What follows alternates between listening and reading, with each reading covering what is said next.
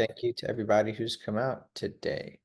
So, as you may know from previous sessions, if you have been here before, welcome back. And if this is your first time, we're so glad to have you today. My name is Chris Demerick. I use he, him pronouns. I'm the facilitator of the Collaborative Design Workshop, and I am the host of this three-part workshop series on design thinking for design justice. So welcome to session 3, third and final of the series, preferable features. So I'm kicking us off today with this image.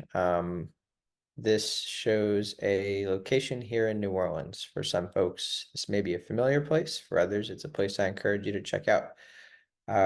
Feel free to type in the chat to respond. If you know about the Tate Etienne Prevost Center in the Lower Ninth Ward. It's a really wonderful development that I think illustrates some of the principles of design justice and the process that created it as well is really important. We'll actually talk about this a little bit more in the informational part of today's workshop before we get to the activities. But it's a really wonderful place, and this new mural on it was completed only a couple of weeks ago. So as I was preparing for the session, was thinking about the arc that we've had over the past couple of months, all the things that have happened since session 1. This is a place and a new work of art that's really inspired me over this time. So hope y'all can appreciate it too. And this is a mural by Brandon B. Mike Odoms and Eternal Seeds, which is the youth artist group that he works with. So a little bit about me, though you may know me already. I'm the facilitator of CoLab, the Collaborative Design Workshop, a design justice education and advocacy practice here in New Orleans. And I am also a project manager with a community economic development nonprofit called BCC, or Broad Community Connections, working on organizing and supporting small businesses and improving public health outcomes in the Broad Street neighborhoods of New Orleans. So we're going to take a look back first at what we've covered over the past 2 sessions and the whole scope of this course. So we've been learning about social, environmental, and political ecologies and practices of public health equity over 3 sessions. Session 1 was an introduction to design thinking and design justice. In session 2, we learned a bit more deeply about these practices and their applications in health equity work, particularly thinking about New Orleans, but also other contexts. And here in session 3, we're going to do a little bit more discussion of a method called speculative design. And then we're going to do some exercises, about 20 minutes of breakout rooms, where we're going to get to practice applying these in small groups to real world problems. After this session, we will be more familiar with the term speculative design. We'll be able to talk about how it can be applied for upholding the status quo or for justice, equity, and liberation. We'll be able to apply a liberatory speculative design approach to issues of inequity and injustice in public health, and we'll be better advocates for the importance of arts and cultural practice in justice and equity work. Especially that fourth one there is not new. It's actually something that's been embedded throughout all these sessions. So we are excited to continue on emphasizing the importance of it. As with all our sessions, we have some community norms and expectations for our group today. We're going to avoid, this is particularly for how we interact with each other in the breakout rooms, which is a new thing for workshop 3. So I'm sure y'all are all going to do great. But when we're talking together, we're going to avoid making assumptions about each other. We're going to use I language. We're going to speak with care. We're going to be attentive and curious. And particularly in the breakout rooms portion, I encourage you to turn your camera on and ask questions of the other people that you're talking to, as well as in the chat throughout this session. And I, as the presenter, also appreciate being able to see people's faces while I'm talking. It's a little more real world feel. Though, of course, you do not have to if you don't want to. We encourage you to challenge yourself to make space, both for yourself to talk if you have things on your mind. To take space for yourself to talk if you have things on your mind, especially if you feel like maybe you don't sometimes, but also to make space for other people. And to take care of yourself in mind, body, and spirit. That may include going up to take a break, to use the bathroom, or get more to drink or eat if you need to. We Hope that you're taking care of yourself, not only in this session, but always. So we're going to begin thinking a bit about place with an acknowledgement that we always do in these sessions, thinking about our presence on Indigenous land here in New Orleans. If you're new and you aren't familiar with whose land that you're on, I encourage you to check out this resource here, nativeland.ca, which is a map that shows you a little bit about some of the groups and people whose land we occupy in North America. And if you already know, I encourage you to share in the chat too about what you know of what Indigenous land you may be on, if you have any kinds of connections or relationships with Indigenous groups through your work. This picture also shows a couple of women in the Chitimacha tribe here in South Louisiana, as well as a little bit about the landscape that we had historically here before colonization, which encourages us to think about Indigenous people and their presence in this landscape, not simply as something in the past, but as an ongoing part of life here in this place, and as people who also have a lot of knowledge about sustainability and the kinds of practices we need to repair the damage that colonialism has done in this place. Our second major acknowledgement as we move forward into the work is that here in the United States, here in New Orleans especially, we're in a nation and a city built on stolen and devalued Black lives, the experiences of slavery and Jim Crow, and other ongoing forms of violence. Obviously, this is a heavy thing to acknowledge and talk about, but also it's an opportunity for us to think about the many ways that resistance has shaped, resistance to this kinds of oppression has shaped the culture, the people, and how that's expressed through forms of art and other kinds of important practices here. This example is of the Ma'afa, which is a procession commemorating lives lost in the transatlantic slave trade, which takes place in New Orleans here every July. So we're recognizing that to confront these histories, we have to acknowledge them, but that acknowledgement also can be an important part of the ways we move forward.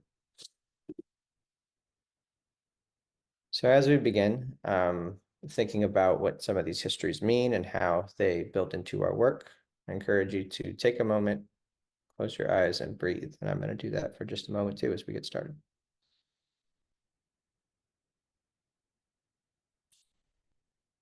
So think about what some of those acknowledgements mean in the work that we do and in the things we seek to learn and talk about here today. A couple questions as we begin. Why did you hear about this? What made you want to join? Why did you sign up for this course? And for those who are joining again, what brought you back for the third workshop? I'd love to take a moment to see some people's responses in the chat. So we're briefly going to recap what we talked about in the first two sessions, but feel free to keep answering the questions. So design thinking is a process for thinking through a problem. It can be used to challenge the status quo or to maintain it. Design justice is a set of practices for collective transformation of our unjust and inequitable status quo. Here is the design justice principles, which you'll have access to in the Padlet, but this is a really useful resource for some of what we'll be talking about in the activity today. And the Black Space Manifesto, another set of practices developed by practitioners in urban design, architecture, planning, and public health, which is a great reference to inform the work that we do. In session 2, we learned a bit about Black ecologies, a concept developed by Justin Hoseby and JT Rohn about the importance of the knowledge that Black communities and Indigenous communities in the South have about how to address challenges of climate change and injustice. Black ecologies, as you may remember, draws heavily on cultural production in forms like music, performance, visual art, to hear stories that are often covered up in mainstream or even academic narratives about the ways that people facing oppression experience and resist that oppression. In session 2, we also learned about blues epistemologies, the concepts developed by the scholar Clyde Woods that also really informs Black ecologies, also about how what cultural expression can tell us about connections across time, place, and people who are all experiencing and resisting oppression. Some ways that's taken place in New Orleans and the political and social ecology of the city and the political and social ecology of the swamps. And we did a activity where we considered the how might we question, which is a commonly used tool in design thinking, but we put it in context of a history of this city and practices of resistance here, specifically the Phyllis Wheatley Club and the Phyllis Wheatley Training School for Negro Nurses that was developed by a group of Black club women in the 1890s, led to the Flint Goodrich Hospital, an institution that served Black New Orleans and all poor and working class New Orleanians for more than 100 years. Here's some of the how might we questions that we took out of that historical reference point. These are speaking to the conditions of the 1890s in New Orleans, but in many ways, they also have a lot of resonance today. Here's some of our key takeaways from session 2. So for session 3, our third and final session, we had 4 pre-session readings and things we could watch, things we could listen to. So love to see if anybody had the opportunity to check out some of these. We had an article about a innovative and exciting public health promotion strategy by the Ashe Cultural Center and New Orleans East Hospital. We had a Q&A with Nupur Chowdhury of Dark Matter U, which is a organization of design educators working against white supremacy in a variety of fields, but Nupur Chowdhury specifically is a public health practitioner who's a part of that organization. We learned about a workshop called Black Future Heritage Spaces by Ladipo Famodu of Black Space, which is informing a bit of the workshop that we're going to be doing today. And we had a video by Rupa Maria and Deanna Van Buren, a activist and an architect who works around the issue of decarceration and what we do with the spaces of jails and prisons once they've been closed. So I'll give a moment if anybody wants to share whether you were able to read these and what you may have gathered from them. If you weren't, you do have the links too, and you'll get them in the final toolkit. So do encourage you to check them out.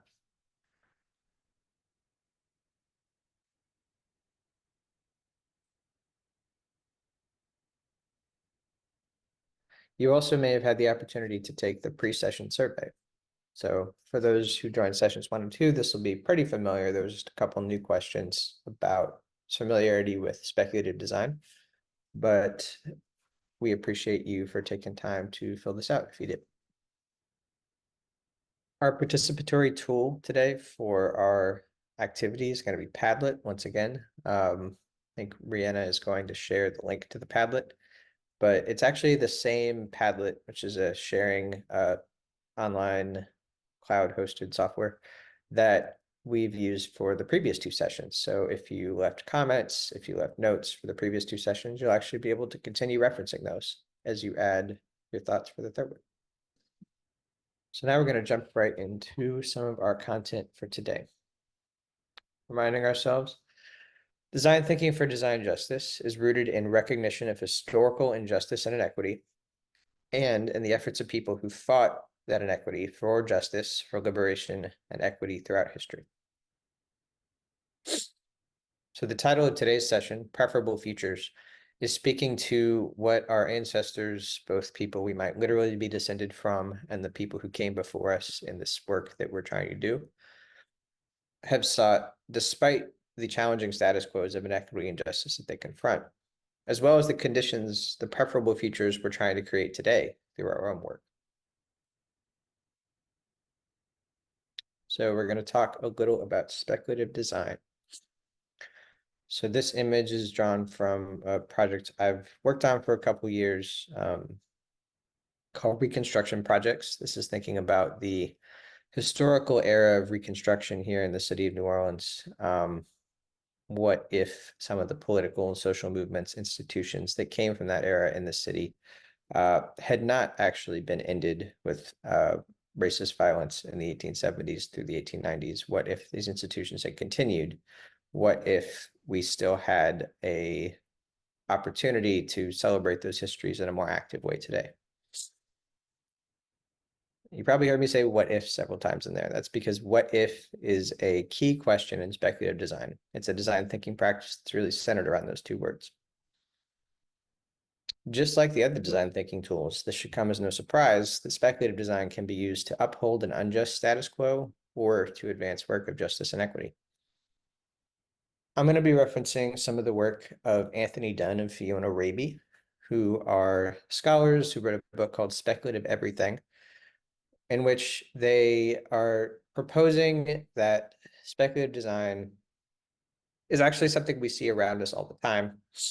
It's certainly throughout business, making projections about the future that corporations do, but it's also in much more creative endeavors like writing, movies, science fiction, and political organizing. And when we're talking about doing it the ways that are applicable to our own work, we're often talking about critical speculative design or some of the practices that are more thoughtful about uh, social change as opposed to more corporate speculative design. So these triangles are pretty key. We'll be going back to these in our activity. So if you're taking notes, would certainly encourage to sketch this out, though also you can find it pretty accessibly online too. I think they're called cones is what Dana Raby described them as. So the cones describe the different realms of possibility that we have in speculative design practice, starting with the largest cone, that is all the possible futures that we could be looking at through our work. The next cone is all of the plausible features. So that's a little bit less broad than all the possible, but it's the ones that we think perhaps could happen. The third darker blue cone is all of the probable features, the things that are actually most likely to happen. And then the brown cone is illustrating the preferable features, the ones that we actually want to happen. So imagining this diagram as something that can change, that we can draw repeatedly, and we can change where the preferable cone, the brown cone, is based on what we actually want out of a scenario. So here, the preferable cone is drawn a little bit in what's probable, but also more in what's plausible. It could also be entirely in the realm of what's possible. And that might be a little bit more imaginative or free thinking. But think of these cones as a way to map out how realistic you're being in your speculative design. So in some speculative design exercises, it may be good to just discard what's realistic altogether and only think about everything possible. In some speculative design, it may be better to think a bit about what are the constraints and what's going to lead us to an outcome that we can actually do in this current situation. And you are in charge of how you're thinking about speculative design exercises. Why are these tools important for us to learn in the justice and equity work that we're doing? As Ladipo Famodu talks about in his workshop, Black Future Heritage Spaces, this is important because the people who are creating and capitalizing off of oppressive systems do it all the time.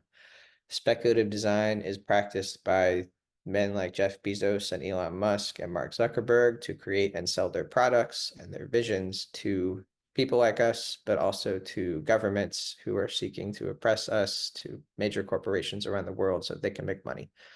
So if they're using speculative design to think about the features that they want to see that make them money, it's also a tool that we need to be able to use to think about the features that we want to see and how we want to have a sustainable, just, and equitable future, despite the things that, and in spite of what these people want to see. So now we're going to dig a little bit more deeply into a particular kind of speculative design, which you're probably familiar with, the term Afrofuturism. We're going to be thinking about Black speculative design as a tool for justice and equity work in the context of some of what we've already discussed over the past two sessions.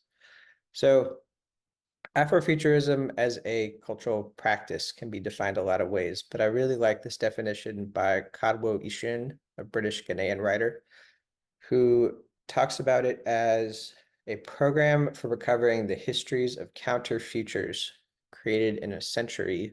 It's talking about the 20th century, but I think this could still be true in the future or even in the past, hostile to Black life.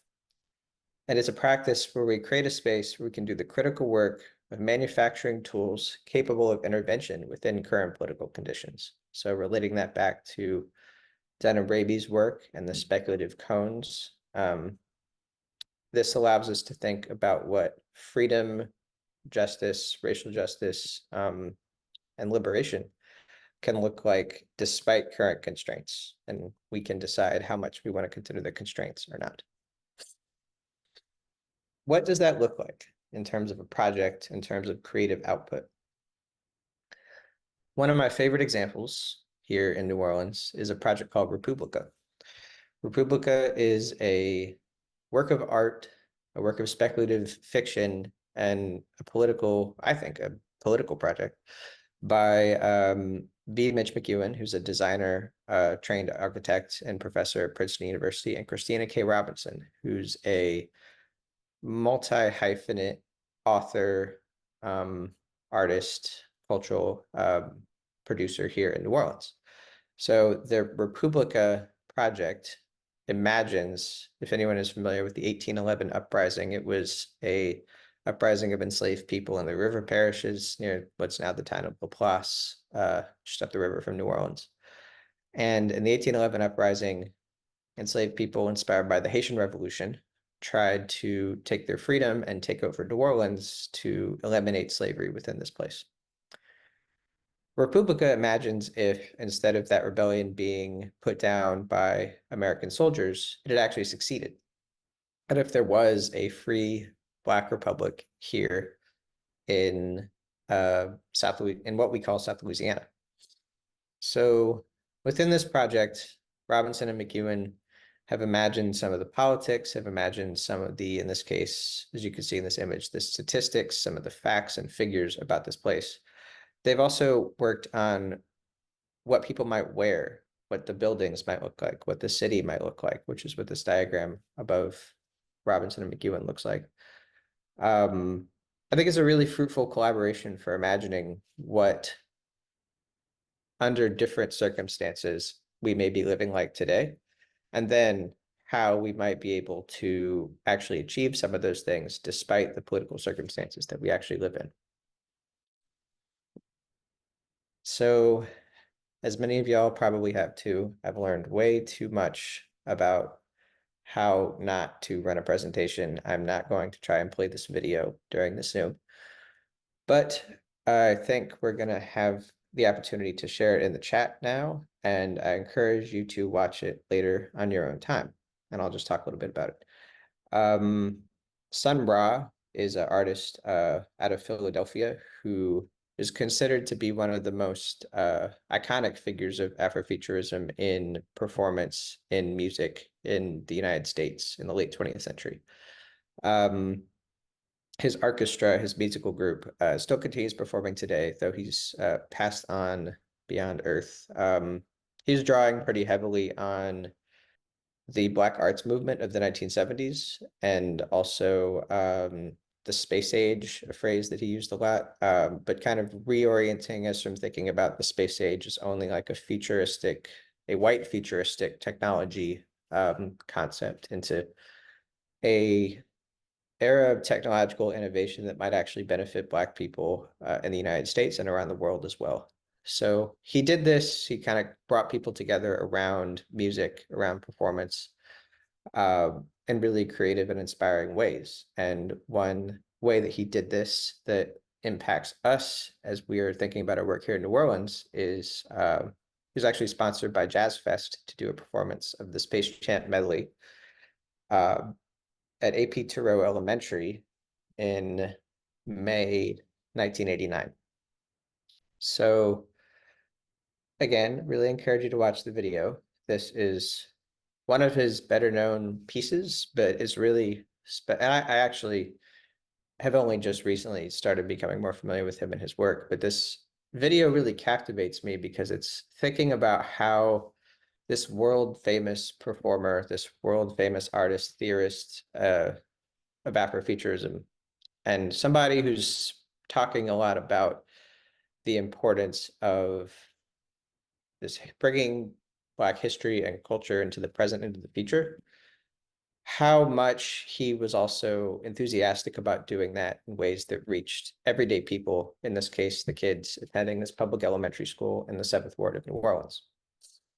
And I find that really captivating and compelling, in part because of what's happened since. It didn't, when I saw that video, I realized, oh, I know where this place is. This is AP Terrell Elementary today. It was closed after Hurricane Katrina. When the New Orleans public school system was privatized and turned into charters. And this has inspired me to think over the past couple months, sort of in conversation with a number of friends and collaborators around the city. And these are not new questions, but these are questions I'm posing today to kind of get us thinking about speculative design in the context of justice and equity. What if the permanent closure of a historic Black public school was politically unacceptable? What if we found new histories? What if we found new uses that honor the histories of all our closed public schools? And to think about those schools, these schools as connectors of community, to think about these schools as places where this might just look like a broken up piece of concrete in a playground next to a vacant school. But again, this is where this world famous artist made this perform this musical piece, and he's drawing the connections between all the other places he's performed, the universe as he talks about it, and this place here in New Orleans. How can we, as people shaping the future, honor these kinds of histories and the connections that people are making through them? Back to the TEP Center. So for those unfamiliar, the Tate-Etienne Prevost or TEP Center is another historic elementary school here in New Orleans. It is a school that was really significant in the integration of public schools in 1960 because it was one of the two where people tend to be familiar with the story of Ruby Bridges, but on November 14th, 1960, there was actually 4 girls and 2 schools that were integrated. Ruby Bridges went to William Frantz Elementary in the Upper Ninth Ward, and Leona Tate, Gail Etienne, and Tessie Prevost went to McDonough 18 in the Lower Ninth Ward. So this is the school in the upper left-hand corner. As it was post-Hurricane Katrina, the building was closed. All the history of these girls, now women, and the lives they lived, the challenges that they overcame in courageously integrating this public school, and then their middle schools, and then their high schools, and really living the civil rights movement as from young people all the way up through their lives. All of that was silenced and in danger of being erased when the school was closed and put up for sale and potentially going to be demolished. So instead of that happening, Dr. Leona Tate, who's on the right in this image with Gail Etienne and Tessie Prevost, imagine that there could be a place. What if there was a place in the Lower Ninth Ward that told this story? What if there was a place that also provided other things people need, like affordable housing and space for learning about the civil rights movement and anti-racism? So Dr. Tate found the right, with that idea, with a foundation, created a foundation with help from people around her, brought together a team to create the TEP Center. So the TEP Center has 30 units of affordable senior housing. It has space for anti-racism education. There are a couple different organizations officed in the building, and it has a civil rights interpretive center on the first floor. And as of last month, it also has this mural by Be Mike and Eternal Seeds celebrating the history outwardly on the back of the building. So a little more literally through art, Alicia B. Wormsley has created this piece. There are Black people in the future in 2018. So this billboard installation has moved around different cities. This is when it was put up by the Library Street Collective in Detroit. And a statement by the curator of this piece in Detroit, Ingrid LaFleur, a prominent Black futurist thinker in that city, speaks to some of why I've chosen to include it in the context of health and health equity as well.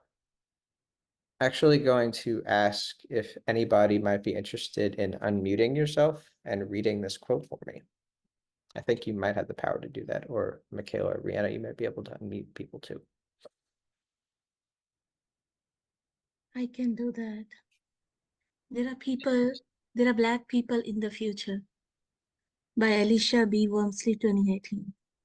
Her assertion, I hope, will prompt questions as to why it even needs to be stated. But one thing is for sure, as Detroit transforms, establishing a healthier relationship to Black bodies will only make Detroit more prosperous, and it begins with imagining thriving Black people in the future. Thank you for reading that. So back to that first image and some work that I've done in conversation with a lot of other people, imagining what is the implications of Reconstruction history in New Orleans today. For me, as somebody who came to the city to go to Tulane University and learned about the history of that school in Uptown as a white-only institution, it was pretty incredible to discover that there was actually a Black university called Leland that was founded in 1870 right next to Tulane's campus, on a street that I walked through all the time to get from my house to architecture school. And this school was around in this location for 45 years. It trained leaders, it trained educators, it trained pastors, and hundreds and thousands, and even thousands of people, who helped create conditions of Black freedom in Louisiana.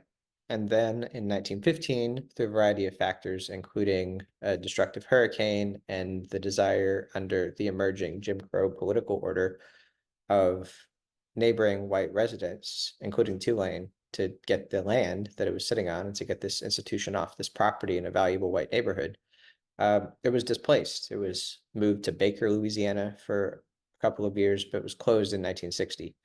So in learning about this and talking about it with other students and faculty around Tulane, I employed speculative design to think about what could it look like for what if the property owners on Newcomb Place, the street where the school was, in 2024 returned the land to the college's inheritors. Oh my gosh, that is so cool. Thank you for sharing that, Dr. Mitchell. Yeah. So again, this is speculative. And I'm choosing to live for this particular exercise in a more possible, maybe a less plausible world. But how might we make possible the political conditions that could lead to this outcome? And what might that process look like? So without further ado, we're going to practice. I think we are ready to start doing a little bit of this ourselves. Our image for the activity, which I'm calling What's Next, is of a project called Coming Soon. Coming Soon is a speculative design work by Studio Zodi, which is a landscape architecture firm that is run by landscape architect Sarah Zodi. The project is employed in Africatown, Seattle, Washington, as a part of the Africatown Parks work that Studio Zodi was doing, but it imagines, yes, thank you for coming, Rose. It imagines interventions that maybe aren't possible with the level of funding and the level of, investment in development in the neighborhood as it exists now. In fact, all the organizations on the bottom that it says brought to you by and in partnership with are fictional organizations that the designers and the community came up with that they'd like to see someday. But it imagines what if we had the conditions and we had the money to do this, and then created an image of it. And the idea is to work backwards from this so that someday this might actually be able to happen. So for our activity for the next 20 minutes, our wonderful facilitators are going to put us into breakout rooms. I think with 24 people, 23, minus the facilitators. That means there should be about 4 rooms. If we have 4 to 5, if we have 4 to 5 collaborators per room. And here's what we're going to ask you to do when you get to the breakout rooms. Please introduce yourselves briefly. We do want to at least get an idea of where we are from. Yes, thank you for coming, Darcy. Where people are from, as well as a little bit about the work that you do. And then we're going to ask you together to choose a preferable feature. So we got 3 options. 1, 2, and 3. I'll go back to them. But you'll also see them in the Padlet because they're down at the bottom. So your task is going to be to respond to the questions by writing, drawing, or even gathering images. As you may have seen in Padlet, you can upload images using the plus sign at the bottom. You can add a post if you want to add images that you want to use to respond to the questions. So as they say, Google's your friend. You can find other projects, other ideas. Personally, I'm not a big AI person because I think it can shortcut the creative process. But if you want to try using AI to answer these questions, I'd be curious to see what that could look like.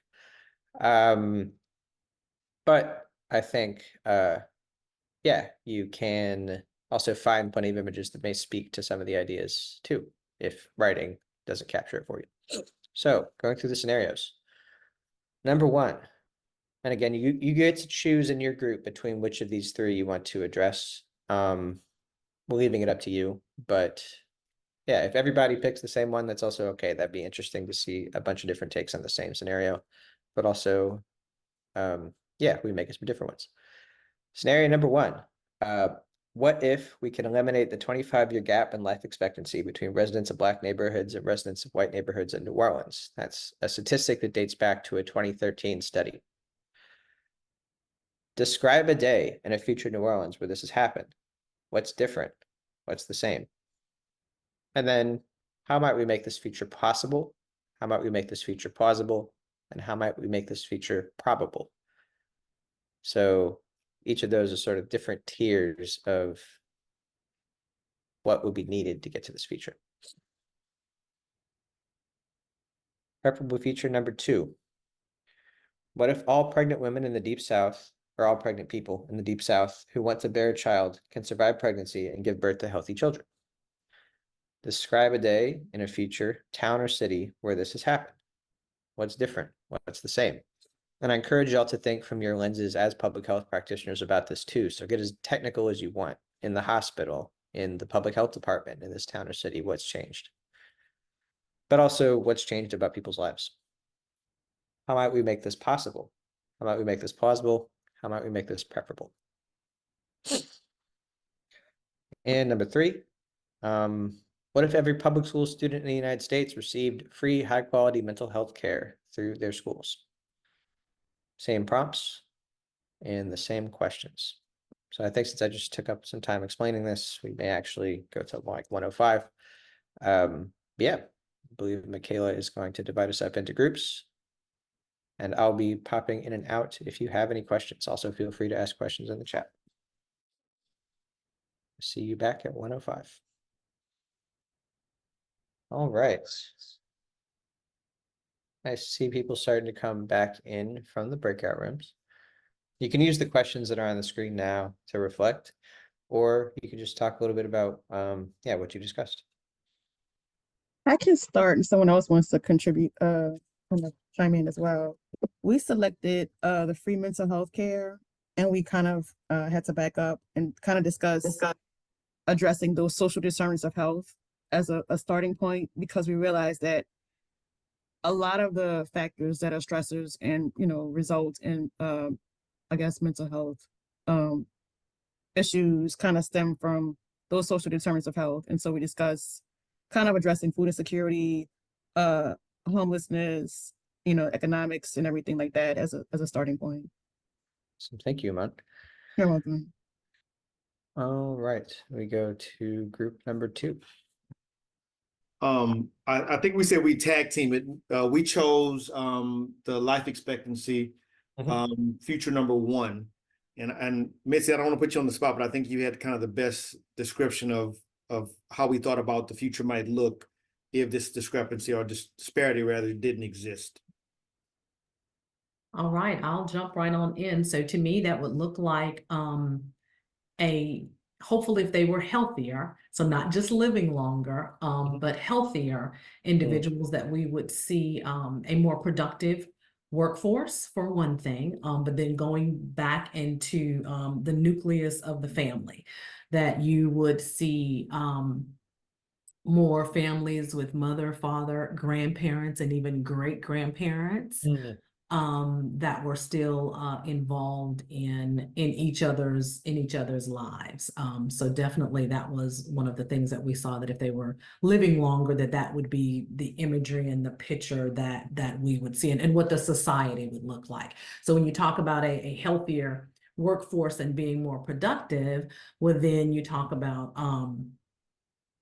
enhancement in economics, or that economic development, where there would be more industries. And if we said just New Orleans specifically, where more industries would look to come into that area because of the quality, the good quality of health, and individuals that are living longer.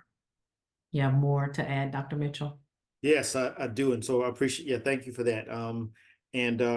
We had more time. The image that we kind of imagined was perhaps a family tree, right? You know, you normally see a family tree. I use Ancestry, for example, and you get pictures or examples of your family tree.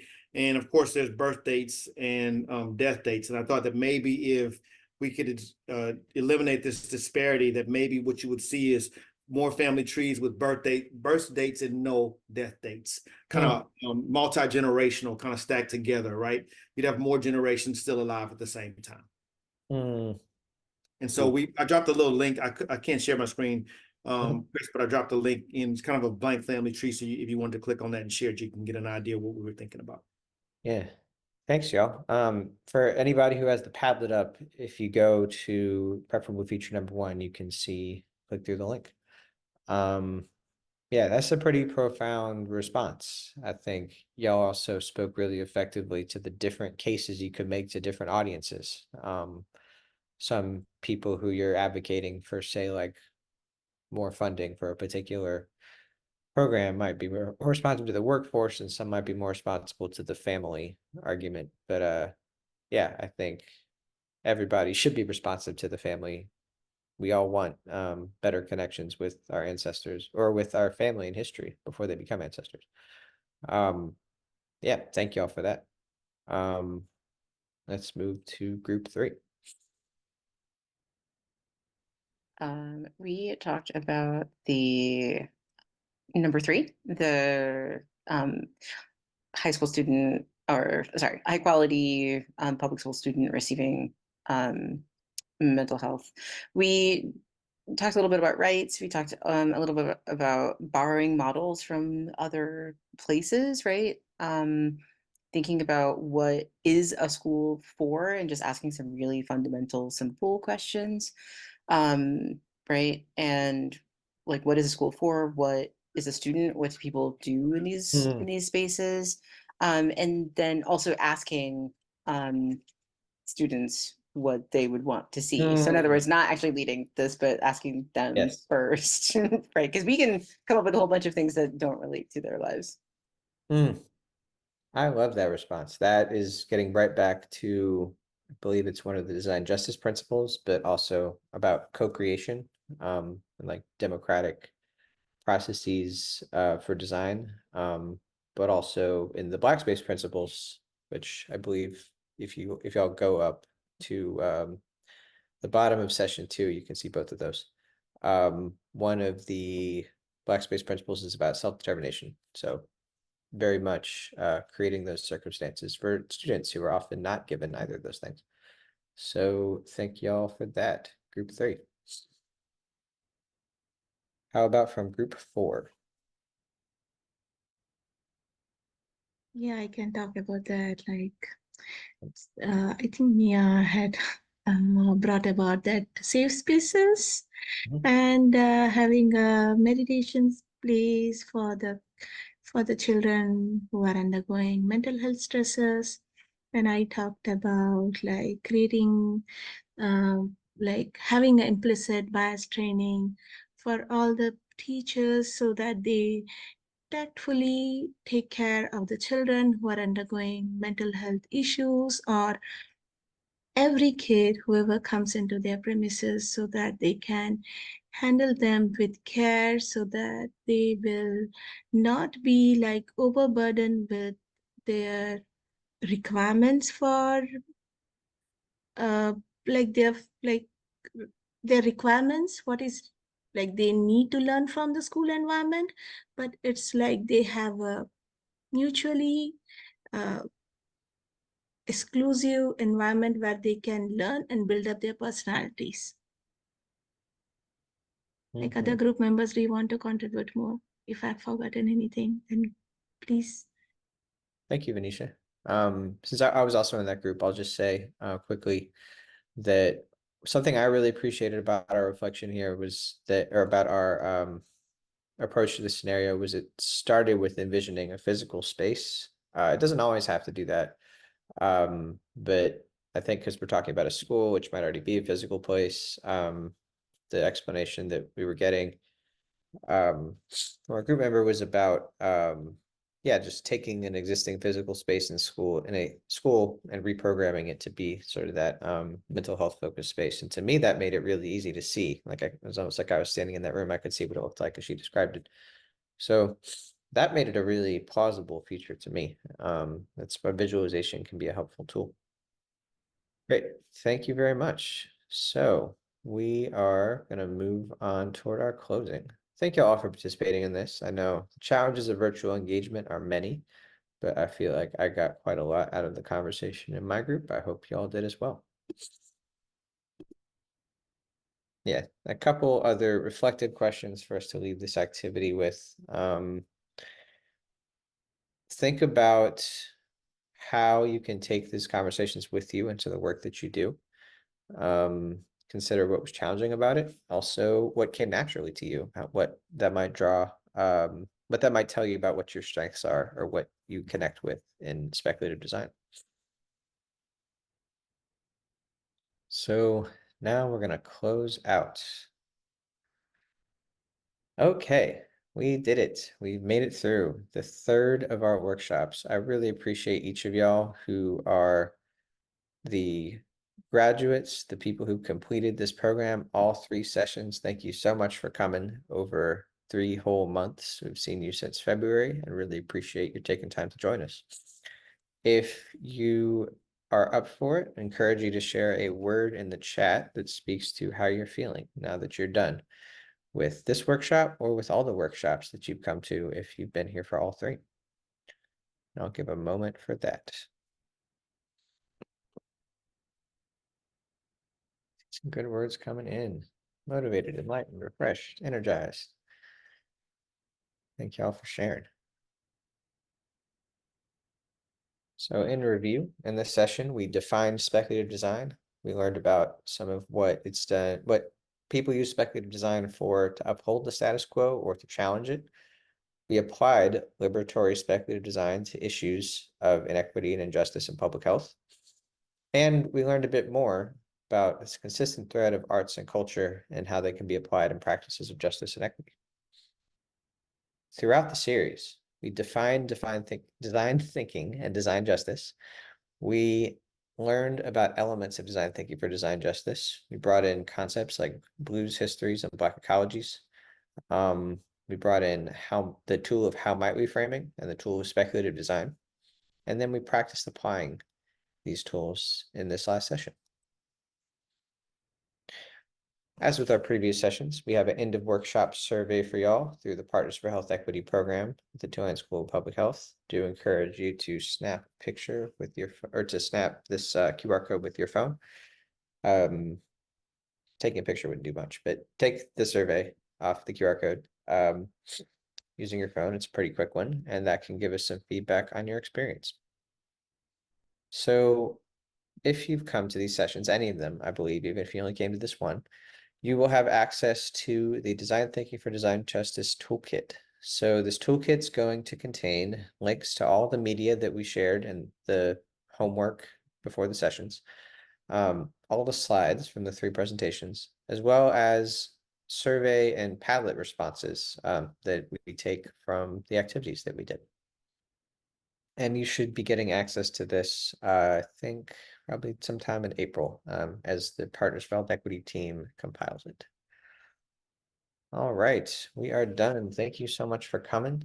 On behalf of Partners for Health Equity, on behalf of myself and Collaborative Design Workshop, really appreciate this time we've got to spend together. I thank you so much for coming.